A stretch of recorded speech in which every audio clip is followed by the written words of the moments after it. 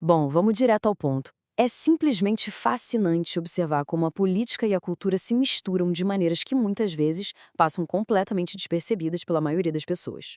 Hoje, a nossa análise vai desconstruir de forma totalmente imparcial e estruturada um projeto estratégico incrível sobre domínio cultural e linguagem. O material que serve de base para este nosso estudo traz uma tese ousada, a de que as batalhas ideológicas mais profundas não são vencidas com números ou com propostas de governo, mas sim com o controle absoluto do vocabulário que a gente usa no dia a dia. Beleza, vamos mergulhar nisso. A discussão política é inútil? Essa é a pergunta bem provocativa que serve de gancho para nossa fonte. Segundo o material analisado, o debate político tradicional pode ser um exercício totalmente vazio. O motivo é simples, mas avassalador. Se um dos lados já controla a linguagem e já definiu os termos aceitos no debate, a discussão, na verdade, já acabou antes mesmo de começar. Para a gente entender essa tese a fundo, o nosso roteiro de hoje passa por 5 pontos rápidos: o domínio da linguagem, a ilusão do argumento econômico, o monopólio dos bons sentimentos, a hegemonia e Gramsci e, por fim, quebrando o esquema linguístico. Ponto número 1. O domínio da linguagem. Essa é a tese central sobre o controle linguístico. A ideia principal aqui é que a política é estritamente secundária à linguagem. A argumentação da fonte defende que não faz qualquer sentido debater políticas públicas se as palavras usadas para descrever o mundo já foram desenhadas para favorecer um lado só.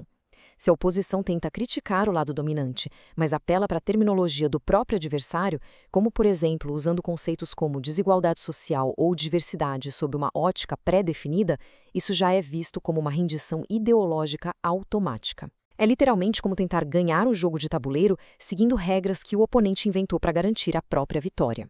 Avançando para o nosso segundo ponto, a ilusão do argumento econômico, ou a falha do debate tradicional frente a esse controle. E isso ilustra de forma brilhante o que o texto quer nos mostrar. Quando a gente analisa táticas tradicionais de liberais e conservadores, a fonte diagnostica uma falha gigantesca diante do controle linguístico. O contraste é bem evidente. Pega, por exemplo, o Fórum da Liberdade em Porto Alegre. De um lado, um encontro monumental, enorme, com milhares de participantes e um debate econômico robusto em escala local. Mas, do outro lado, qual foi o impacto na mídia e no restante do país? Basicamente nulo. A estratégia de focar apenas em eficiência econômica se mostrava totalmente impotente para gerar mudança nacional. E aqui a gente entra em uma metáfora formidável do autor para explicar essa discrepância. De um lado, temos argumentos econômicos, planilhas, índices puros, como os dados da Heritage Foundation sobre liberdade econômica. Do outro lado, existe a hegemonia cultural atuando de forma silenciosa e penetrando o subconsciente das pessoas para orientar tudo: a visão sobre a família, os relacionamentos e a moral. A fonte argumenta que tentar combater um domínio cultural tão íntimo usando só estatísticas frias é como tentar ferir um elefante usando uma agulha de tricô. É uma batalha completamente assimétrica. O que nos traz ao ponto 3. O monopólio dos bons sentimentos, que é a verdadeira armadilha do enquadramento moral. Agora, o que é realmente interessante de observar aqui é como as ideologias praticamente dividiram as virtudes humanas. O texto aponta que campanhas sociais imensas, como as do Betinho lá nos anos 90, permitiram que um lado específico monopolizasse os bons sentimentos, como o altruísmo e a caridade. Enquanto isso, o lado oposto acabou ficando preso em uma armadilha, frequentemente defendendo conceitos rotulados como a virtude do egoísmo ou focando puramente em cálculos pragmáticos. Na visão do público em geral, um lado ficou com a compaixão e o outro vestiu a camisa de vilão calculista. Olha só como isso se infiltra em tudo. Temos essa citação super famosa do economista Roberto Campos: quem não é comunista aos 20 anos não tem coração, e quem continua sendo comunista aos 50 não tem cérebro. A princípio, parece uma frase sagaz, super inteligente, certo? Mas a fonte argumenta que isso é, na verdade, estrategicamente desastroso. Por quê? Porque implicitamente concede que apenas os comunistas possuem coração e boas intenções. Isso acaba reforçando absurdamente a hegemonia cultural ao invés de quebrá-la. Parte 4. A hegemonia e Gramsci. Vamos entender as origens teóricas e arquitetônicas dessa divisão. O material nos diz que essa dominância cultural não foi nenhum acidente cósmico, foi algo cuidadosamente arquitetado. A raiz disso estaria nos estudos linguísticos da estratégia marxista de Antônio Gramsci. As táticas gramscianas, segundo a análise, mudam o peso moral das palavras para forçar as pessoas a apoiarem causas socialistas sem nem perceberem o que estão apoiando.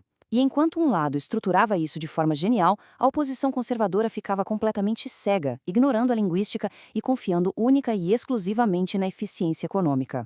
Vamos avançar e ver como essa ideia se desenrola na nossa última parte, a parte 5, quebrando o esquema linguístico, onde vamos analisar a solução tática proposta. Para combater esse cenário, é apresentada uma contraofensiva bem radical, extraída do livro O Imbecil Coletivo. As regras de engajamento são claríssimas e baseadas em um tom propositalmente desrespeitoso para estilhaçar a estrutura atual. Passo 1, rejeitar inteiramente o vocabulário do oponente, sem exceções. Passo 2, evitar qualquer debate acadêmico polido, pois debater educadamente com o que a fonte considera ser uma fraude intelectual é dar legitimidade ao erro. E passo 3, construir frases e uma linguagem nova que não possam ser revertidas sem escancarar imediatamente as contradições do adversário.